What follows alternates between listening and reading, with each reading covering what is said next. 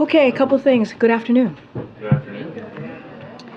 This Saturday, our nation marked the 60th anniversary of the March on Washington, a seminal moment in our history and in our work towards equal opportunity for all Americans.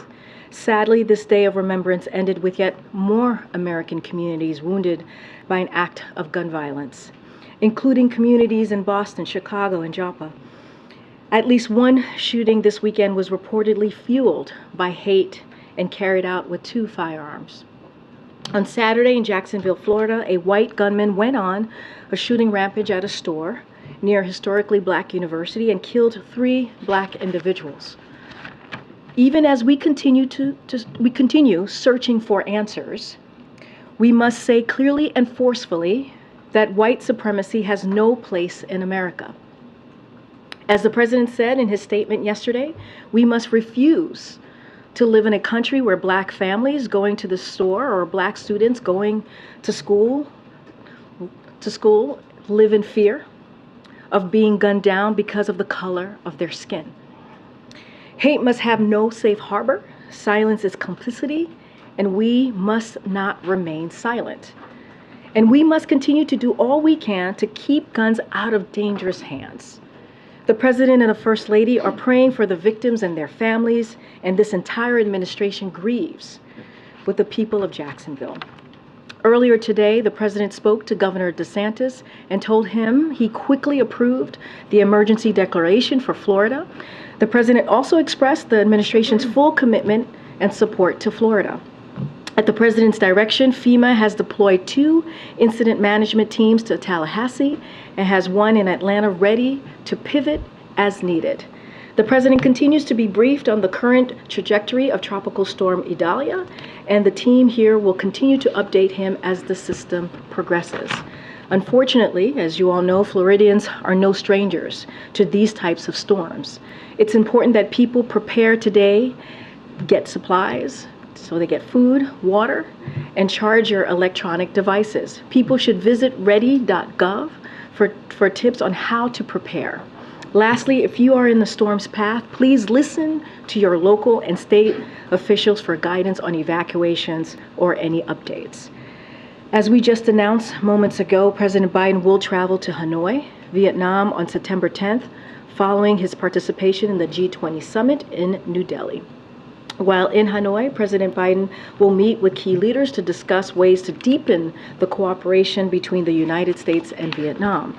The leaders will explore opportunities to promote the growth of technology-focused and innovation-driven Vietnamese economy, expand our people-to-people ties through education, exchanges, and workforce development programs, combat climate change, and increase peace, prosperity, and stability in the region.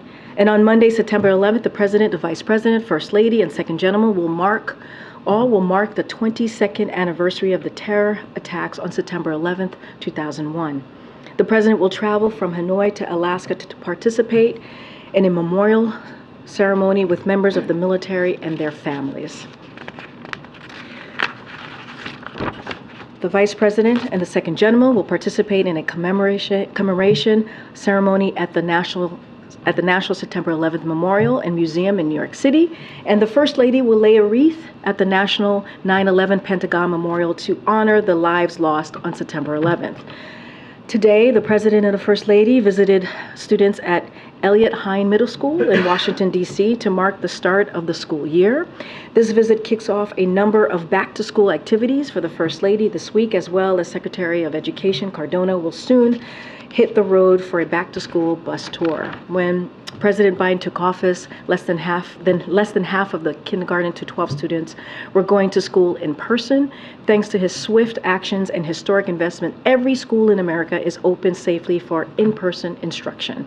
The administration remains committed to supporting schools and the students they serve. And today we are joined by the senior advisor and president to the president and director of the Office of Public Engagements, Stephen Benjamin, who is here to discuss the present March on Washington commemoration engagements today. And the floor is yours, Mayor, if you're ready. This is also his first time in the briefing room, so welcome.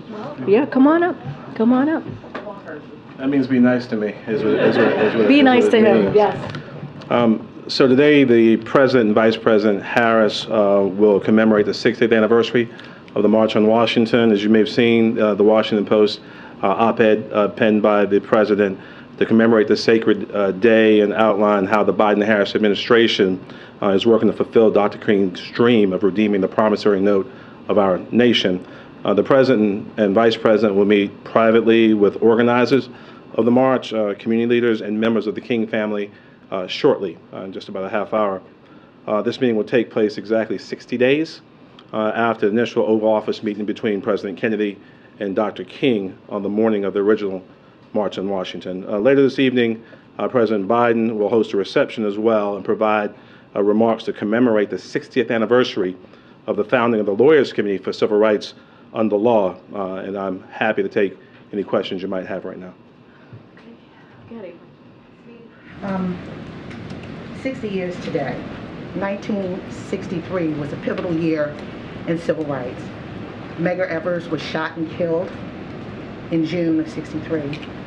The March on Washington in August of 63. 2 weeks later, 4 little girls were killed in a Baptist church. That was 60 years ago. Today, we are witnessing what's happened in Jacksonville.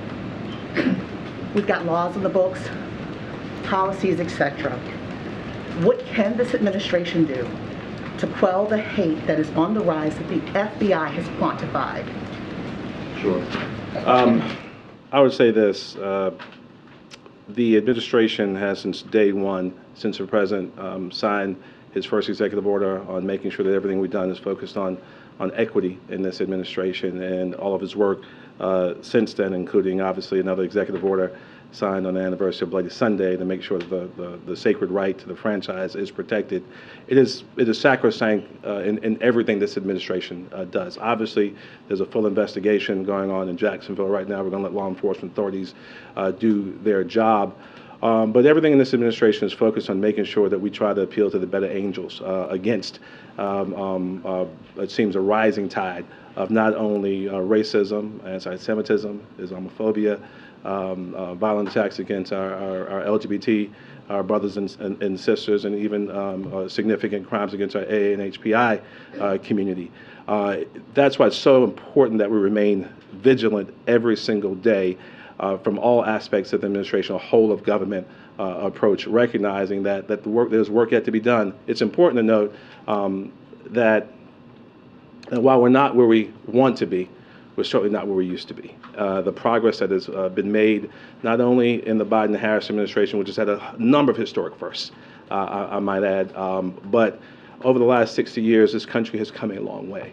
And we have to, I believe, people of goodwill have to lean in to that progress, but realize that we are on the front line against a rising tide of a lot of isms, and we've got to continue to push back together. That's embedded in the President's piece in the Washington Post. I encourage everyone to lean into it. Follow up on that, if I could, real quick. There's a lot of racial rhetoric going on in this political campaigning atmosphere. Is there going to be, or am I making a reach in this question, will there be a reach across the aisle to say enough is enough, we've got to stop this? Because a lot of this, people are saying, are stemming from a lot of this rhetoric. Sure, and I'll give a brief response to that.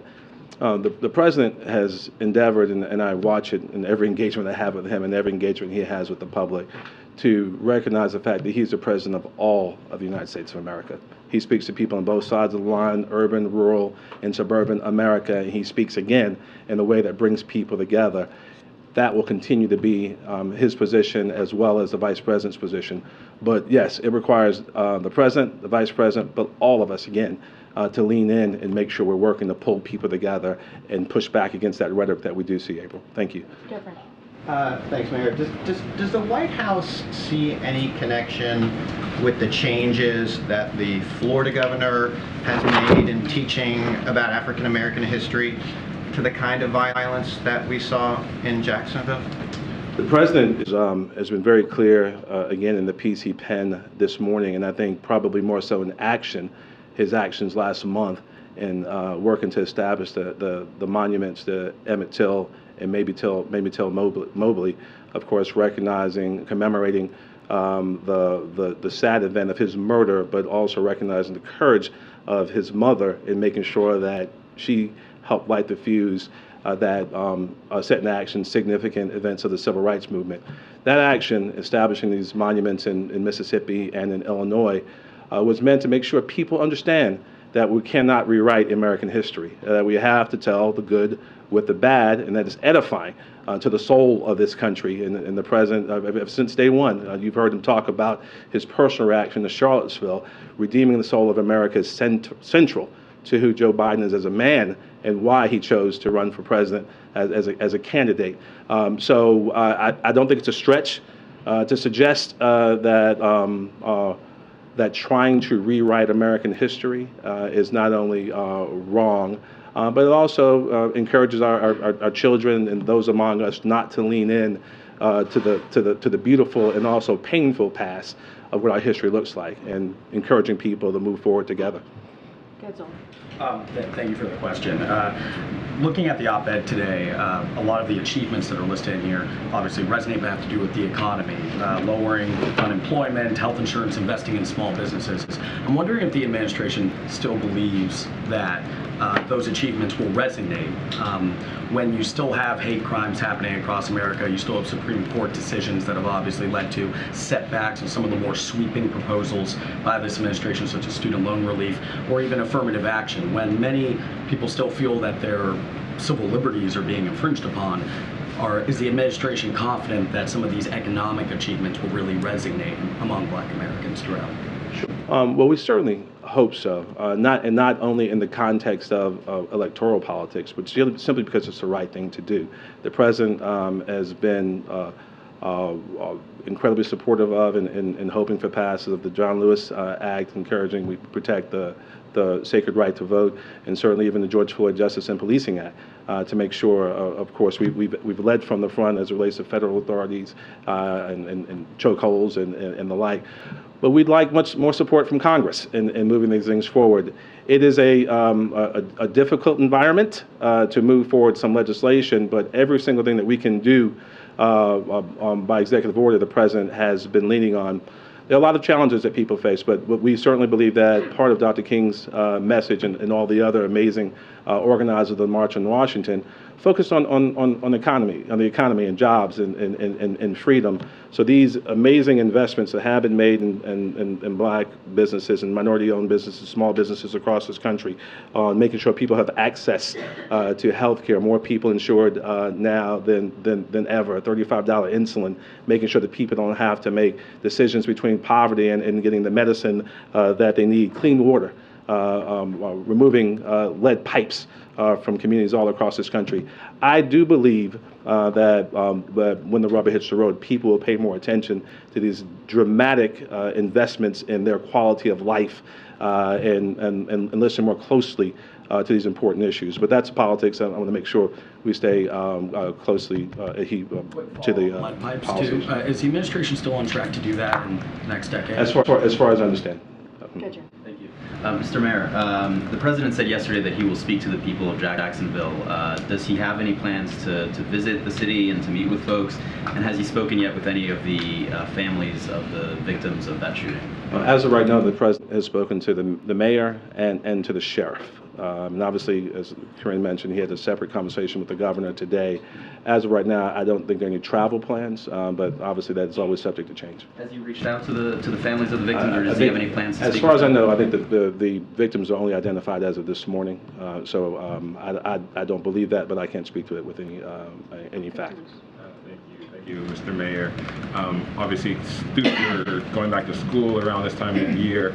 The president has talked about book bans. A lot of these bans are going into effect. Could you talk about what the White House, what the administration is doing to address the fact that, as you talked about earlier, parts of Black history, parts of American history are being impacted by these book bans in various states? Sure. No, it's so important. And purely if some people, we come from a world where we know that even two people equally yoked can see the same thing very differently. Rewriting history is not necessarily one of those things. But if you do see these things philosophically differently, it's important to know, however, that our children, if we're going to compete on a global stage, must at least know their own history. You can't step into a job interview on one of the other continents, and the people in that room know more about your history than you do. And I think purely as a matter of competition, not equity and common sense, it's important that children understand, again, the beauty of the greatest democratic nation in the history of the world, but also the challenges that brought us to this point. So I do know this is something that the President and Vice President feel very strongly about, and we'll continue to make sure that we make full access to American history available to all of our children. Last question. Thank you, Mayor Benjamin. I'm hoping I could get your reaction both as one of the president's top advisors and also just a black man living in America to former President Trump's supporters comparing his mugshot to that of Dr. King, given the anniversary that we're celebrating here in D.C. this week. I don't know if you've seen that, but there have been a lot of posts on social media. I've not seen that, and I feel better that I haven't seen that. The reality is that the sacrifices made by Dr. Martin Luther King, Jr., and not just him and A. Philip Randolph and Bayard Rustin and Whitney Young and others, ought never be minimized. And because they not only represent the leaders of that past. I sat with Clarence Jones this weekend and Ambassador Andrew Young and heard some of these stories firsthand.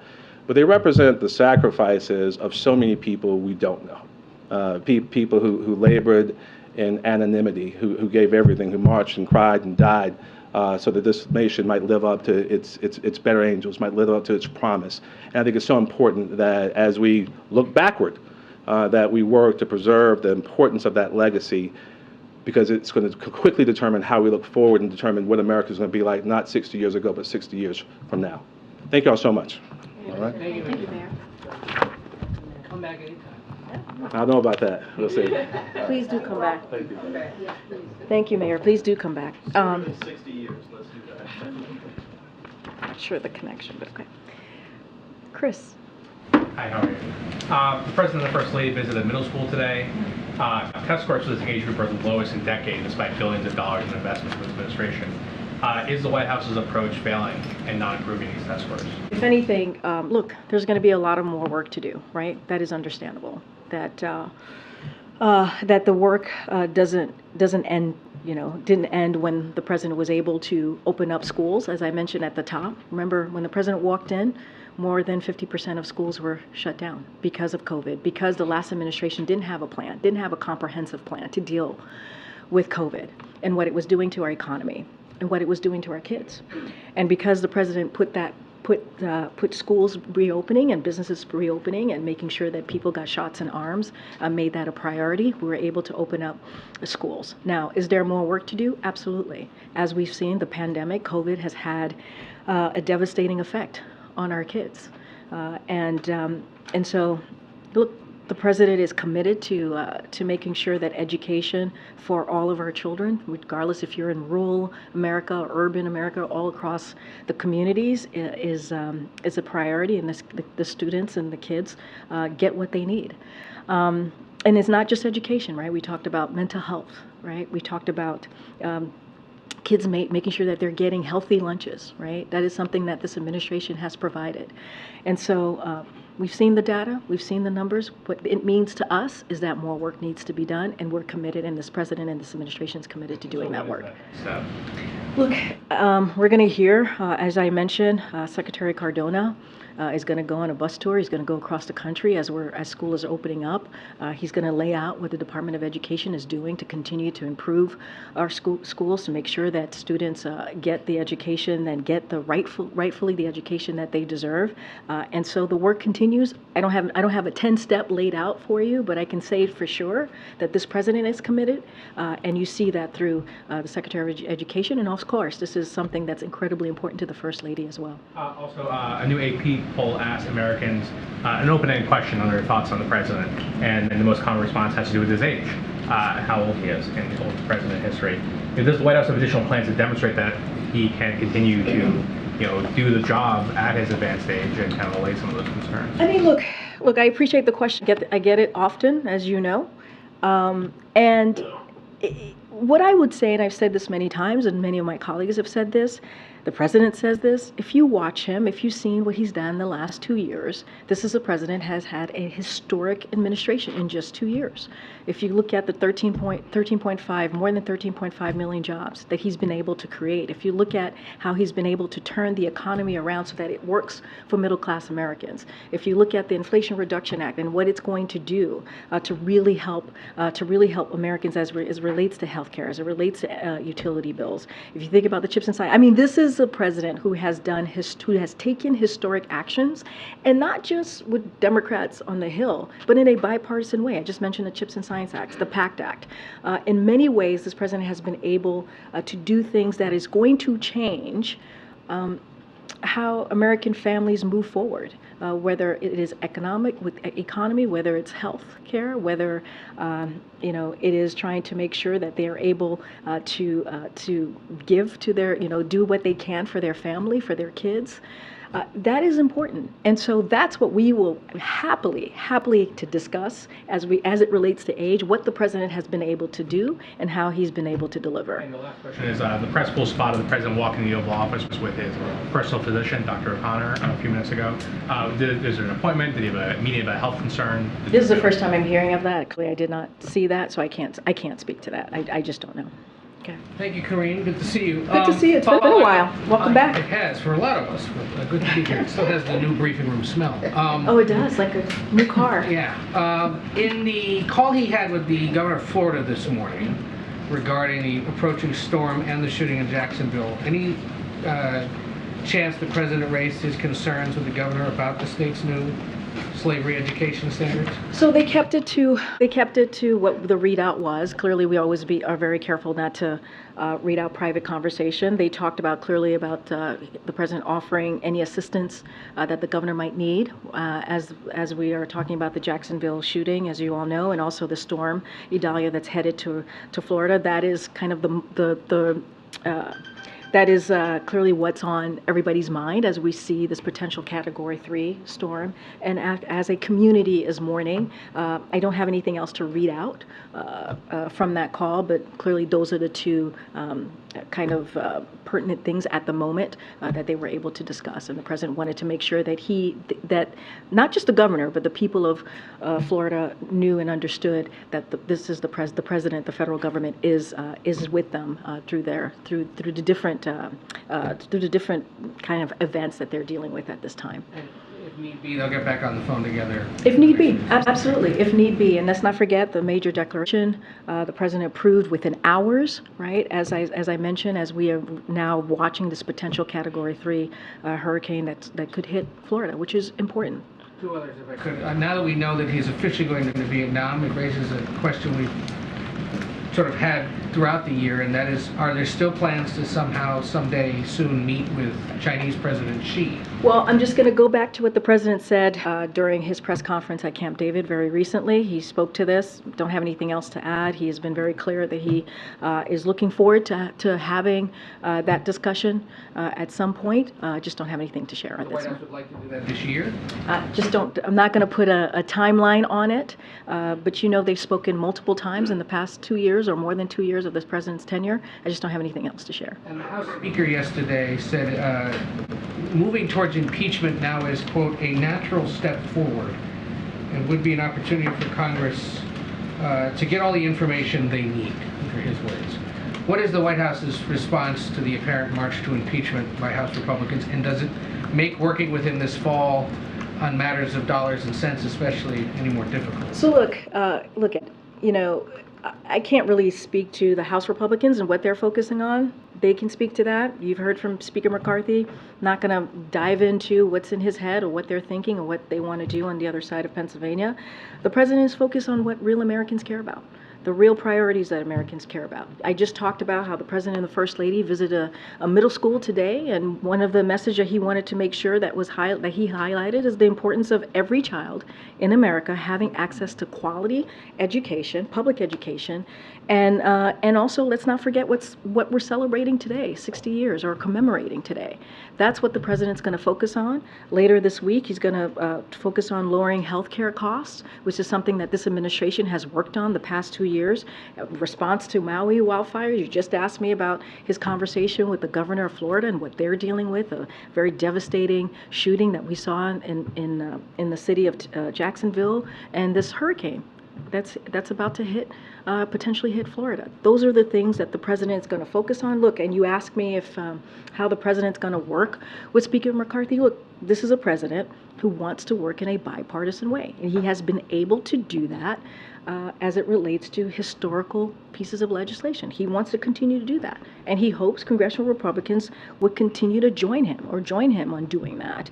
And that's going to be his focus, instead of more baseless political stunts. That's what they're focusing on. Some of the frustration appears to be the inability to get information out of the State Department, the Homeland Security Department, other aspects of the government. Is there any validity to those criticisms in the view of the White House, or should the White House be perhaps urging departments to cooperate with ongoing investigations? Look, we are always, of course, urge the different agencies and departments to work with Congress. Of course, that is something that we always urge, and I can't speak to what they're complaining about. What I can speak to is what the president is focused on, and again, we want to work in a bipartisan way with congressional Republicans. That's what we want to do. We want to get things done for the American people, issues that actually matter to them, not these political stunts that they're clearly focused on. Go ahead, Mayor. 3 U.S. Marines were killed in this Osprey crash in Australia during a training exercise. Has the president been briefed on any early read or early information about the potential cause of this? Any sense about whether it was, weather-related, mechanical? So any specifics to who caused it and what was related to it, I would certainly refer you to the Department of Defense for any specific questions. Yesterday, the president extended his condolences to the families of the Marines who lost their lives in this horrific crash, as well as his prayers to those who also suffered injuries. Any additional information on the specifics of the crash or what caused the crash, I would have to refer you to the Department of Defense. Does the president have any broader concerns that we are seeing, it seems, too many of these aviation incidents, these mishaps in the military? Does he feel there needs to be some sort of a reevaluation or reconsideration of training or focus on maintenance? Look, the president, of course, when it comes to our military force, he's always going to be concerned. He's always going to want to make sure that they have everything that they need, and of course that they're safe. Anything related to this, I don't want to get ahead of what the Department of Defense might be looking into, what might be causing this. I don't want to get ahead of them, so they would have to answer more specifically on those questions. One additional question on the House Speaker. He's also said that he's likely to investigate the federal response to the deadly wildfires on Maui, saying he's very concerned about the response. What do you make of that, and does the White House stand by your response and your efforts in the aftermath of this tragedy? Anything you would do differently? No, I appreciate the question. A couple of things I want to say. Since the onset of the unprecedented tragedy that we saw in Maui, the president launched a whole of government approach. You've heard me say that. You've heard him say it directly.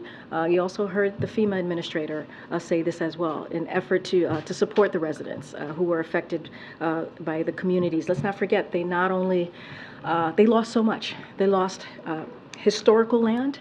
They lost their community. And also, as soon as the governor in Hawaii, Josh Green, and he has said this himself, requested a major disaster declaration, the president signed it. And you've heard from the governor, you've heard from the two senators who have lifted up and said how quickly this president responded, the federal government responded. So I would just refer you to their own words. Last week, as you all saw, a week ago today, the president, the first lady, they met with survivors, they met with emergency responders and state and local and federal officials. They saw firsthand themselves the overwhelming destruction that caused the wildfires, and it was heartbreaking. And so what I can say here and now, and as the president has said, he is committed to delivering everything that he can to the people of Hawaii, what they need, and we will be with them as long as it takes for them to rebuild. The president has been very clear about that. The First Lady clearly has supported that. The FEMA administrator has said that. I will say this. what is currently on the ground. The federal government has deployed more than 1,000 staff members on the ground, and the FEMA has already given nearly $15 million in assistance to families. And so, again, we will be there, the federal government will be there, certainly at the direction of the president, as long as it takes for this community to rebuild, and certainly our hearts are continue to be with the families and the people in Hawaii who have lost so much. Can't stay. Closer to determining what brought down Prigozhin's plane? So, look, a couple of things on that. I know that folks have had questions on Prigozhin. So we are increasingly confident that Prigozhin died in the plane crash that took place on August 23rd, this past Wednesday. I don't have any new assessment for you on this, so I'll just leave it there. And secondly, the president said in Tahoe that he had tentatively decided to recommend everyone get the new vaccine. When is he going to decide finally? So I think you've heard from the FDA and CDC. They've made an announcement on the new vaccine. So certainly they said that there'll be an updated vaccine mid-September, I believe. So we know that, as you all know, vaccinations against COVID-19 remains the safest protection for avoiding hospitalization, long-term health outcomes, and death, which is why we are going to be encouraging Americans to stay up to date on their vaccines. I would refer you to DHS, as they have, I just mentioned, FDA and CDC mentioned that they'll have the new vaccines by mid-September. Thanks, Karine. We're about a month away from the government running out of money, potentially shutting down. What's the president's plan to avert a government shutdown? So look, I'll defer to Congress on the government shutdown. There shouldn't be no reason, right, for Congress to shut down the government. None at all. None. They should fund vital government programs for the American people, and these critical needs we've requested emergency funding for. There should be none. And so that is for Congress to speak to. As you know, senior administration officials, including the OMB Director Shalonda Young and our Legislative Affairs shop, we have had numerous conversations with members of Congress. We'll continue to do that, and we'll continue to engage with them, and we'll continue to underscore the importance of delivering on these bipartisan priorities that was agreed upon, that the American people want to see.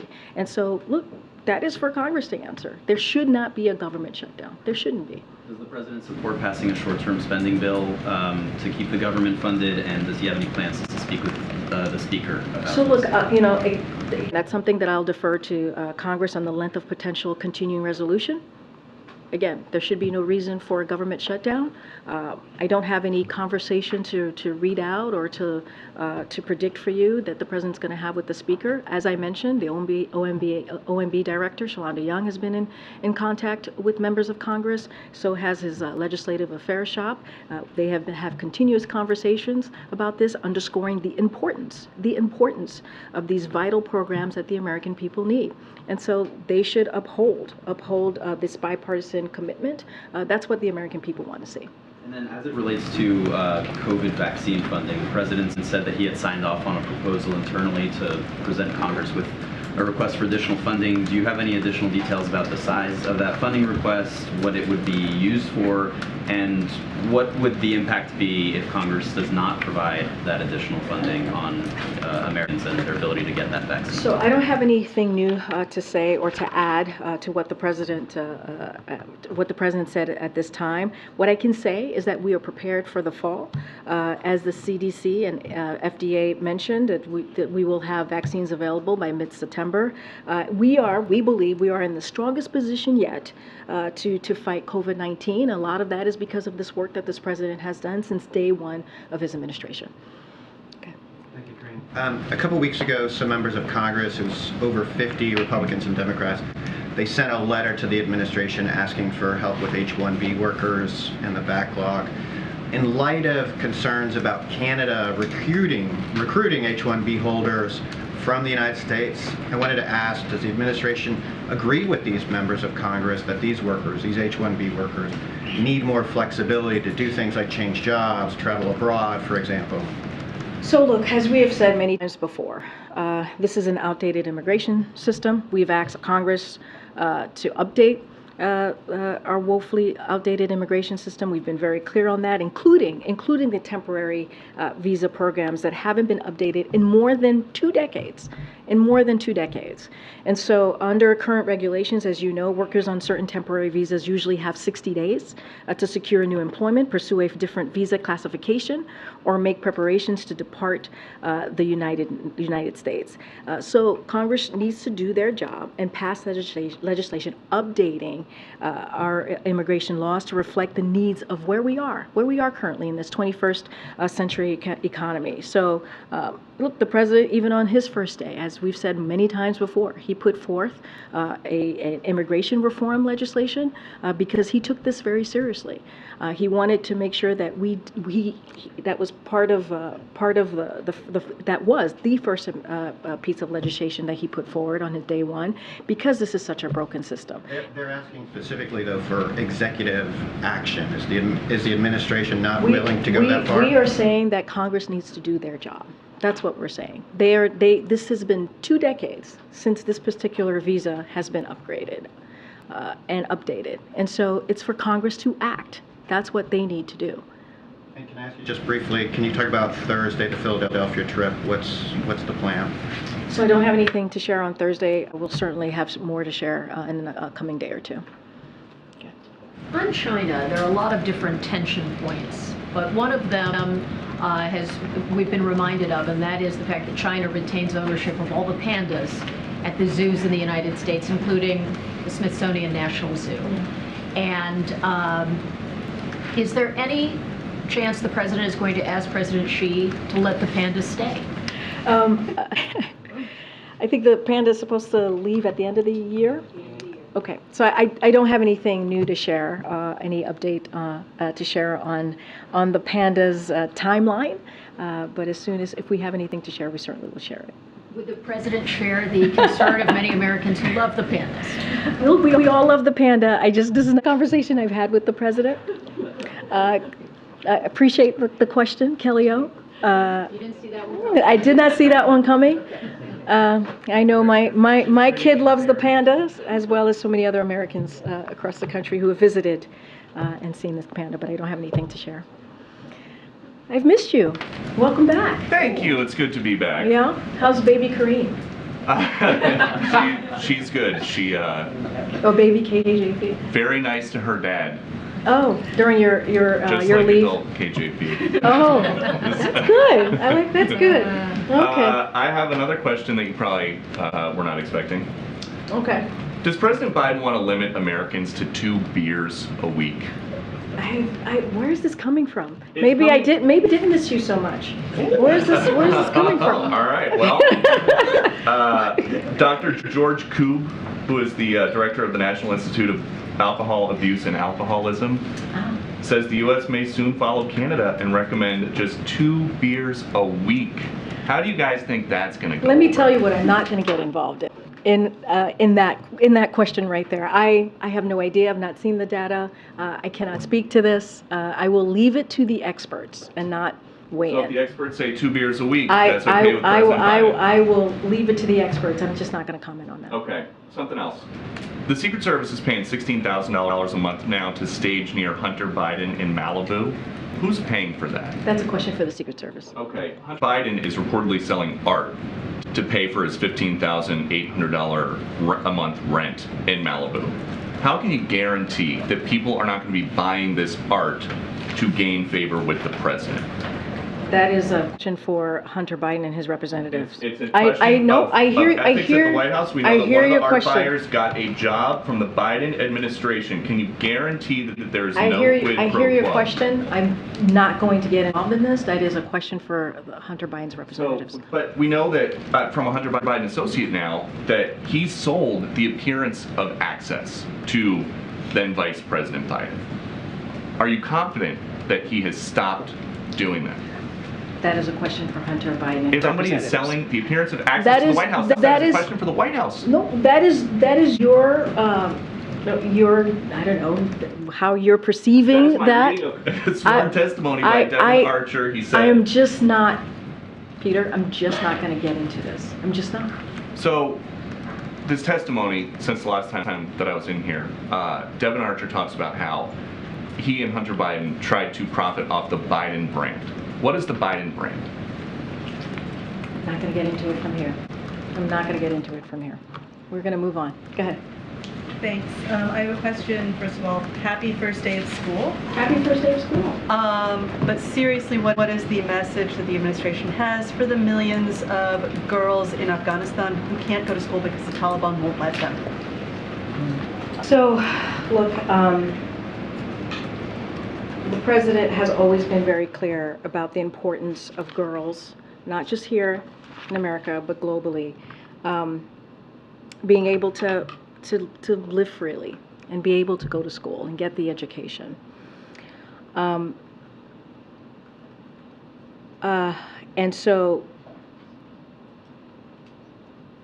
we have been very clear in laying out our concerns, such as girls' education, with the Taliban. We have been consistent with that. We have been very clear of that. And so we also remain laser focused on trying to support and assist the Afghan people without bolstering the Taliban. And so that's something that we're going to continue to do. That's something that the president's going to continue to be clear about, not just him, but his administration. And so that doesn't end today and 2 years ago. That certainly will continue throughout his administration. For the girls themselves, I guess. Well, look, we have, this is a president, this is an administration that certainly supports girls being educated. Again, not just here, but also in Afghanistan. We are going to make that very clear as we consistently assess our relationship and approach, right, with the Taliban. That is going to continue, and we're going to assist. We're going to assist the Afghan people as much as we can, right, without bolstering the Taliban, and that has been our commitment.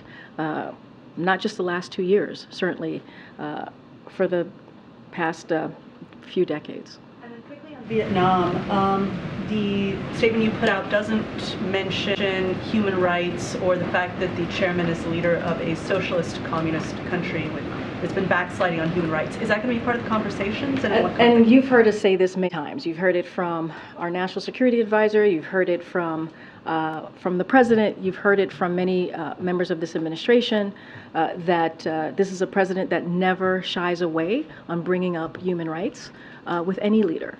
And so I'm not going to get ahead of the agenda. I'm not going to get ahead of a conversation, but certainly this is not something that the president, when it comes to human rights, it's not something that the president shies away from, and he certainly brings that up. Thanks, Karine. The president was asked yesterday if he'd speak to Governor DeSantis and responded by saying that he'd speak directly to the people of Jacksonville. Did he just mean at the top of his remarks later this afternoon, or is he planning to travel to Jacksonville? As the mayor just stated, we're not tracking certainly any travel to Jacksonville. The president, you saw the president's statement. You heard it from me. You heard it from the mayor. Our hearts going out to the people in Jacksonville. Certainly, we're going to do everything that we can. The president spoke to the sheriff. He spoke to the mayor. So just don't have anything else to share beyond that. On Vietnam, Politico reported that part of what would be announced, and I know you gave kind of a long readout at the top, was a strategic partnership agreement on AI and semiconductors. Are you expecting them to sign that? So we'll have more to share on that trip, on agenda, deliverables, what we're expecting the conversation to look like and to be. I just don't want to get ahead of that at this time. Last one, while we're gone, there's a report that you guys were considering a meeting with MBS around the G20. They'll obviously be attending, I think, for the first time as a sort of the head of state designate, and it comes as energy prices have been high this summer and headed into next summer, where there's a lot of anticipation that they could remain there. So I'm wondering if that's something that's actively in the works, or. So I don't have anything to share on any bilateral meetings that the president might have on at the G20. If we were to have any, certainly we will lay that out for all of you or announce that to all of you. Any sort of top line stuff about what you're hoping to accomplish at the G20? The G20 more broadly. So he's going to reaffirm, the president will reaffirm the U.S. commitment to the G20 as the premier forum of economic cooperation globally.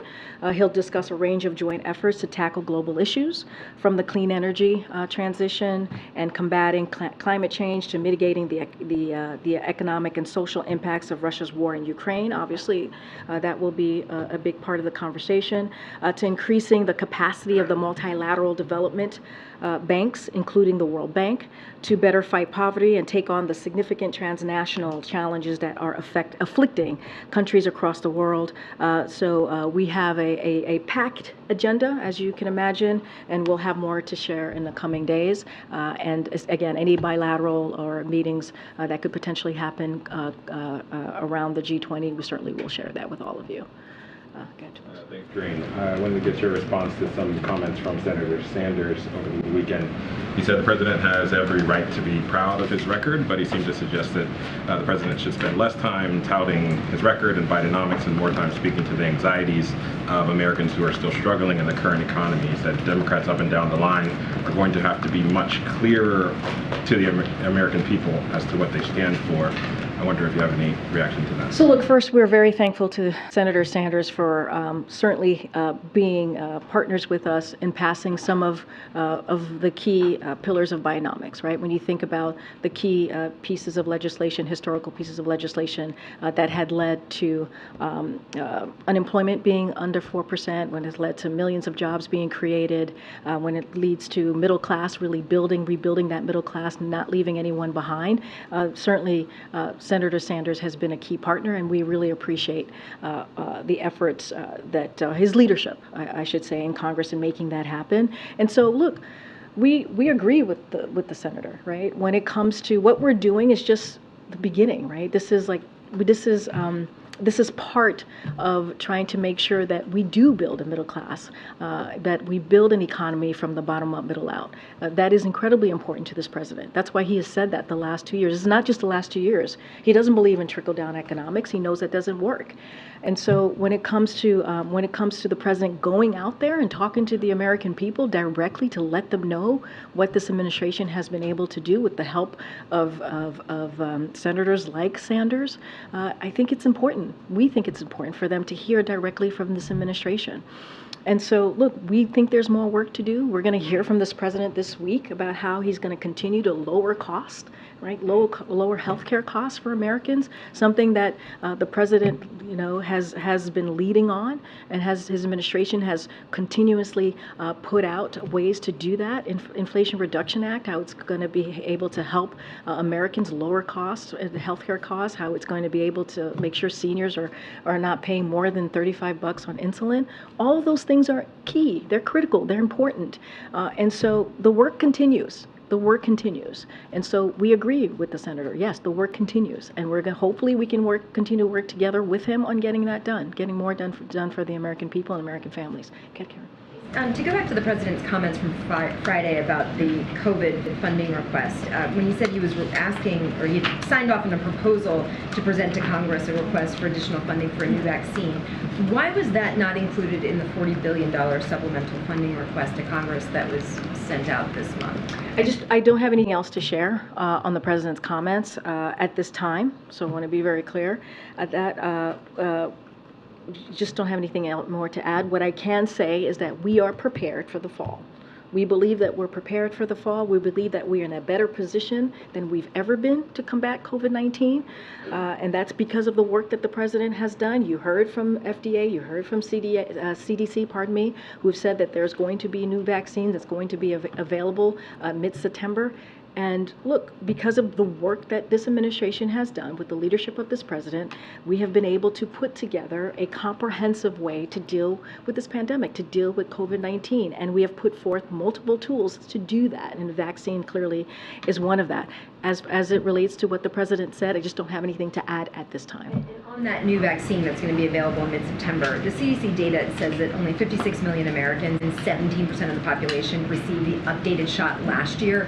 What type of public messaging campaign or effort will the administration and the White House be doing starting in mid-September to get people to get that shot, to get more people than last year to get that shot? As you know, Karen, this is an issue that you have followed very closely for the past 2 years, and you have known that this administration, when it comes to informing the American people about these vaccines, about the different tools that this president and this administration has put forward, we have really put informing Americans as a priority, and so we'll continue to do that. We know that COVID-19 vaccinations are the safest protection for avoiding hospitalization, long-term health outcomes, and death, and that is why we are going to continue to encourage Americans to stay up to date on their vaccines, and so you'll hear more from us on that. And as you know, that is something when it comes to informing Americans, American families about the vaccine. We certainly have been really something that we put at the forefront as we move forward with our comprehensive approach to dealing with this pandemic. I would also refer you to the HHS on anything more specifics on this new vaccine. Go ahead, Nadia. Thank you. Question on foreign policy. Israel Foreign Minister revealed that he met with his Libyan counterpart, which led to her firing and demonstrations in protest. Does this complicate the administration efforts in expanding on the Abraham Accords and kill any chance of normalization now between Israel and Libya? It was reported that the administration is angry at the Israeli leak of the story. So on that particular question, I have to refer you to the Libyan Government of National Unity and the Government of Israel. That's where I would have to refer you on that particular question. I just don't have anything else to share on that. Mr. Brown went to Libya and he met with the Prime Minister, and he encouraged him, apparently, to approach Israel for this potential relationship. So the administration has an interest in this. No, I understand the question. On any conversation or meeting, I would have to refer you to the respective governments. Given what you've said so far about the president's preparing for COVID and being ready for any sort of fall surge, and what the president said today at the middle school, does the administration believe that all of the resources are in place, that they're adequate, should there be a case uptick that maybe is concerning to some districts and they maybe consider whether or not to leave kids in the classroom? So a couple of things. I've talked about the historic progress that our administration has made in the ability to manage COVID-19, so that it's no longer a meaningful disruption to the way that we move in our day-to-day life, right? So that is something that the president has taken seriously. We believe we are in the strongest position yet to deal with COVID-19, as I've said multiple times at this point.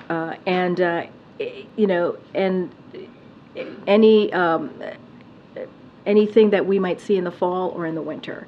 And that's because safe and updated vaccines that will be available in mid-September, widely available at-home COVID tests, right? I talked about the different tools that this administration has been able to put forward, widely available effective treatments, which can reduce the risk of severe illness, hospitalization, and death. And we are also going to encourage Americans to get their updated COVID-19 vaccine in addition to their annual flu shot. Let's not forget that is important for Americans to get, and an RSV immunization for people over 60 and for infants. That is something that we're going to continue to make very clear to Americans across the country. As it relates to any uptick nationally, while the CDC is reporting an increase in infections and hospital admissions overall remains low.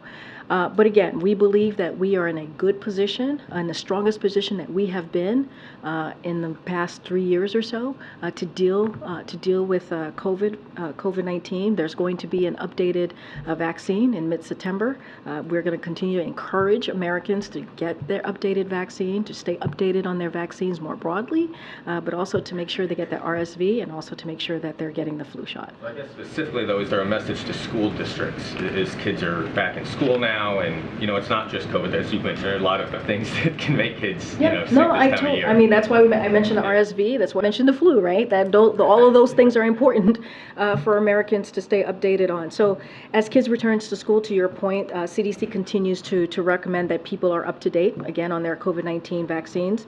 The agency has also laid out a number of steps people can take to keep themselves and their loved ones safe. If folks go to cdc.gov, it's important. If Americans or their families across the country have any concerns, any questions, they should go to cdc.gov, and they'll lay out ways to protect their loved ones, to protect their kids. Decisions is at the district level, as you all know, when it comes to any decisions on what tools they're going to use, whether it's masking or whatever, however they're going to move forward. That is something that's decided on a local level. But again, the CDC has laid out ways for folks for schools and families to move forward if they have concerns. But again, we are encouraging. We are going to continue to encourage folks to be updated on their vaccine, the RSV. Let's not forget, make sure they get that, and also the flu vaccine. All of those things are incredibly important as we head into the fall and winter months to keep our loved ones safe. Thanks, Karine. So on oil, the administration is engaging now with dictator Nicolas Maduro to increase oil production. Why not, through regulation, show encouragement here in the U.S. for oil production?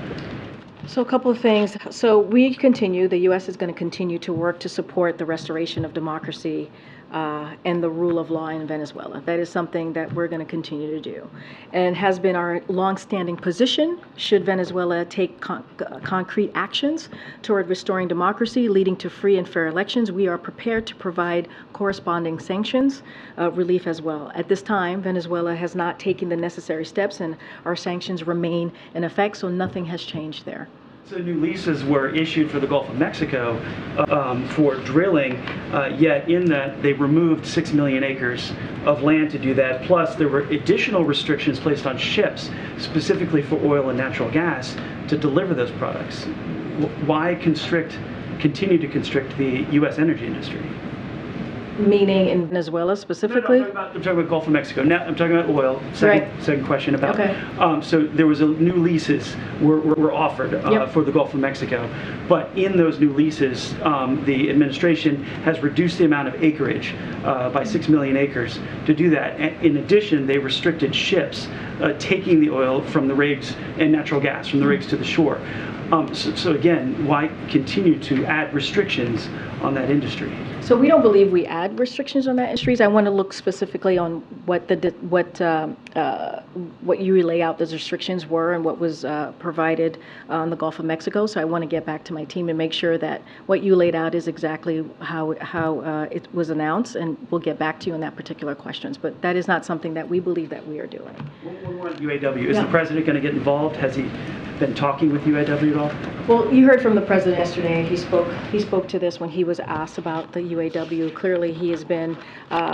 This is somebody who. This is a president that believes in investing in America and has ensured, right, when it comes to the future of automaking, it will be built here in America and by American workers. He's been very clear about this. This is a president that has overseen historic increases in labor union participation during his time in office, and unions themselves have labeled him, as you hear us say this all the time, the most pro-union president. And so, look, we're not going to read out every conversation that this president has with parties in these negotiations, but the White House remains in close touch, as we have been in many of these other discussions with the UAW and the big three automakers. Look, the president believes in collective bargaining, as you hear him and you hear us say all the time, and it has worked. We've seen it worked in the past 2 years. Okay. Oh yeah, we have to gather for the next event. We'll see you tomorrow, guys. Thank you, everybody.